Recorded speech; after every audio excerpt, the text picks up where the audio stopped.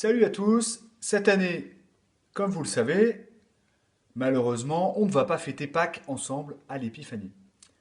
Mais peut-être que vous allez regarder l'une ou l'autre des cérémonies sur Internet. N'hésitez pas à regarder les cérémonies du séminaire sur YouTube. En tout cas, on s'est dit que ça serait l'occasion pour chacun d'entre vous de mieux comprendre ce qui se passe pendant les cérémonies de la Semaine Sainte et de Pâques. Et ce soir, dans cette vidéo, je vais vous parler de la Vigile pascale.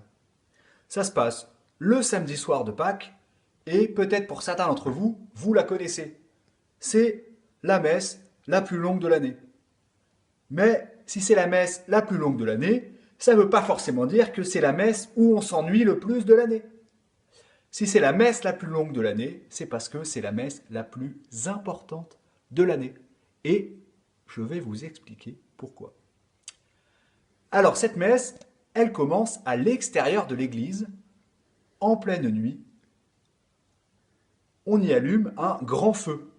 Pourquoi un feu dans la nuit? Parce que la résurrection de Jésus, c'est la victoire de la lumière sur les ténèbres du péché et de la mort. Et ce feu, c'est le symbole du Christ ressuscité dans la nuit du samedi au dimanche de Pâques. Ce feu, on va y allumer d'abord le cierge pascal. Vous savez, cette grande bougie qu'on va ensuite laisser dans l'église pendant tout le temps pascal et que on sort pour les baptêmes, par exemple. Pour bien montrer que, à chaque fois qu'on est baptisé, on est baptisé dans la résurrection de Jésus et on ressuscite avec lui. On allume le cierge pascal et ensuite on allume nos propres cierges, des petites bougies. Et ensuite, on rentre dans l'église en procession. L'église, elle est plongée dans le noir et pendant toute une partie de la messe, elle va être plongée dans le noir. En fait, on va juste éclairer l'église avec nos bougies jusqu'au moment du gloire à Dieu. Le Gloria, vous vous souvenez, ou le gloire à Dieu, on ne l'a pas chanté pendant tout le carême, pour mieux se préparer à le chanter de nouveau le jour de Pâques, pour dire notre joie de la résurrection de Jésus. Avant le Gloria, on aura une longue série de lectures.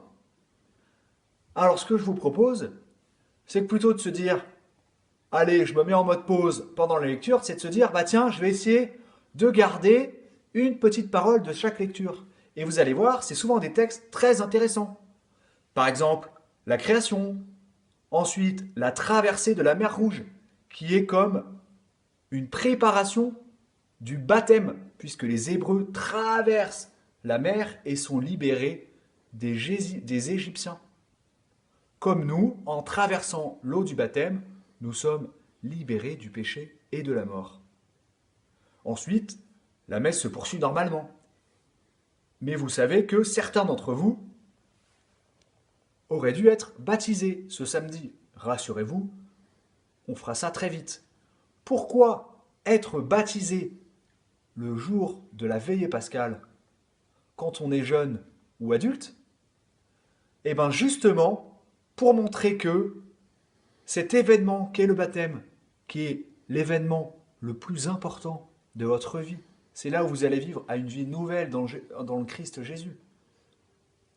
Pour montrer que ce moment le plus important de votre vie, eh bien les chrétiens, nous le vivons à la cérémonie, à la messe la plus importante de l'année, celle où nous fêtons la victoire de Jésus sur la mort, parce que c'est précisément ça dont il s'agit dans votre baptême. Vous allez devenir une créature nouvelle en passant par l'eau du baptême. Vous passez par la mort et la résurrection de Jésus. Vous accédez à une vie nouvelle. Eh bien, en ce temps pascal, en cette veillée pascale, que ce soit l'occasion pour chacun d'entre nous, les vieux chrétiens, ceux qui sont déjà baptisés peut-être depuis longtemps, de se rappeler la chance que l'on a d'être baptisé, la chance que l'on a d'être chrétien, et de prier pour ceux qui vont être baptisés très bientôt. À très vite.